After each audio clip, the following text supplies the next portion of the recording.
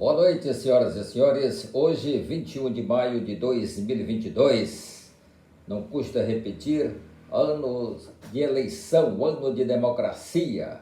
A democracia se faz pelo voto, pela liberdade de expressão, porque neste país, queiram ou não queiram alguns, é livre a manifestação do pensamento, sendo vedado o anonimato. E eu reitero que em inúmeras vezes o Supremo Tribunal Federal já se manifestou em processos coletivos e individuais, dizendo que a liberdade de imprensa é plena, a liberdade de expressão, seja através da arte, da música e de palavras dos cidadãos brasileiros. Mas há muita gente que não pensa assim e está punindo a liberdade de expressão. E há casos até dentro do Supremo Tribunal Federal onde ministros são atingidos e eles não têm essa mesma coerência para com o seu caso como o tem quando é exatamente por um voto independente para uma situação que não abrange ministros da casa, notadamente do Supremo Tribunal Federal. Vamos nos inscrever neste canal, vamos sinalizar por aí a presença. Gostei, pode colocar não gostei também, faça perguntas sobre esses assuntos que nós vamos responder de forma fundamentada. Falando em forma fundamentada, nós temos que o Supremo Tribunal Federal abriu o inquérito das fake news e o fez com base no artigo 43 de seu regimento interno. Só que este artigo 143 é do ano de 1980. E na análise jurídica de muitas pessoas, entre elas eu entendo que sendo, não pela cronologia, mas sendo de 1980, quando o Ministério Público tinha outras atribuições,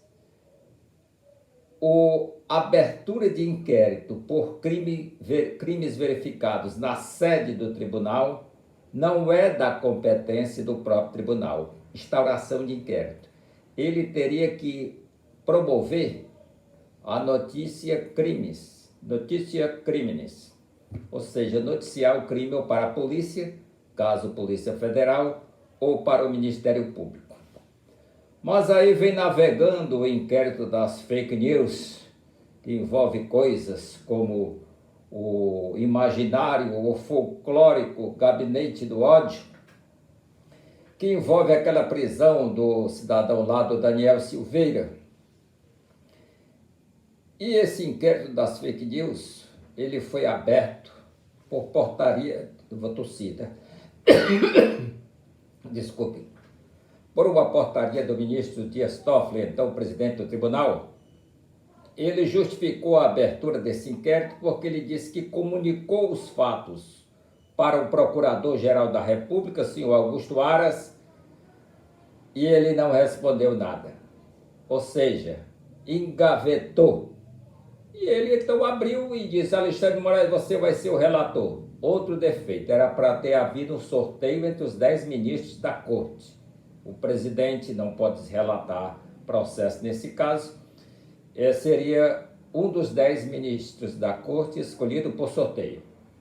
Para mim, esse inquérito ele é inconstitucional, porque o artigo 43, com a redação de 1980, e por todas as circunstâncias que levam, legais e constitucionais, que levam o Ministério Público hoje a ser o titular da ação penal e ter as atribuições, juntamente com as polícias, de investigar crimes e sendo o órgão fiscalizador da atividade policial, o Ministério Público Federal, relativamente à Polícia Federal, e os Ministérios Públicos nos estados em relação às polícias estaduais. Então, caberia ao Ministério Público abrir o inquérito, instaurar o inquérito. Isso, de certo modo, contribui muito para o estado de coisas que presenciamos hoje. essa pugna aparente e verdadeira entre Jair Bolsonaro e o ministro Alexandre de Moraes. Quer dizer, o Tribunal Constitucional, aí veio os apaziguadores das coisas que não estão literalmente nem sistematicamente de acordo com a Constituição Federal. Os prosélitos do refrão, um manda, outro obedece. Ele diz, mas se o Supremo quiser, mas o Supremo tem que querer na forma da lei, que ele é o guardião da Constituição, cara. Então é por pura vontade querer que prevaleça uma norma de 1980 que não foi recepcionada pela Constituição Federal? É isso que é direito ou é o superdireito? O direito que alguns diriam ditatorial. Fica difícil. E outra coisa, o inquérito já se arrasta por 3 anos. E outra coisa, os segredos, inclusive para as partes. As partes não estão tendo acesso a determinados pontos do processo. Somente o relator, que abriu o inquérito, é o inquisitor, é o condutor, determina medidas e punições. Eu acho que não é por aí. Eu não estou defendendo A nem B, esse negócio de ficar de lado, nem um lado nem de outro. Nem Alexandre de Moraes, nem Bolsonaro, nem Lula, nem Bolsonaro. Eu sou eu, você é você. E o homem, um homem tem um poder de síntese. Os adoradores do Lula, eu digo, então me explique o que foi o mensalão e o petrolão. Se me convencer, eu faço campanha de bandeirinha vermelha. O que foi o petrolão que hoje vocês pagam a gasolina, todos nós, do preço que está em face do petrolão? Não temos refinarias a contento. O Copérg parou no Rio de Janeiro, que era o complexo petrolífero do Rio de Janeiro. Abreu e Lima ficou um canteiro de obras, onde já foi uns 30 bilhões. Estamos comprando gasolina e combustíveis no comércio internacional ao preço mundial, além da política de preço extorsiva da Petrobras. Parece que o Brasil não tem moeda, né? Tem que trabalhar em dólar. Então, meus amigos, essas são as coisas. Por que o senhor Aras não abriu o inquérito das fake news? Porque iria envolver, de certo modo, o presidente da República, só isso. E ele deve a nomeação dele ao presidente da República. Primeira coisa que eu vou fazer na próxima legislatura, que vai tomar posse em fevereiro de 2023, é fazer direto ou indiretamente, angariar assinaturas para uma emenda constitucional para mudar o critério de nomeação para os tribunais superiores, a partir do Supremo Tribunal Federal, Superior Tribunal de Justiça, tribunais regionais federais, tribunais do trabalho. Porque quando caso do presidente da República, indica e o Senado aplaude, e essas pessoas, esses ministros, eles vão dizer o direito para todos nós brasileiros. No fundo, eles deveriam ser eleitos, era por nós, mas que o sejam, pelo menos através de um colegiado maior, pelos governadores de Estado, que eles têm influência direta no Estado. Os ministros do Supremo Tribunal Federal e a própria Corte têm influências diretas nos Estados. Os atos dos governadores de Estado são julgados por eles quando combatidos por meio de ações de inconstitucionalidade. E o Brasil, com 27 unidades federadas, as assembleias legislativas, os representantes das categorias profissionais, teria que ter um critério mais amplo. Hoje, online, o cidadão poderia votar online. Um colegiado pequeno, com todos os governadores, presidentes de assembleias, até prefeitos municipais que vão influir. Os ministros tomam decisões diariamente que influem no funcionamento de determinado município administrativamente.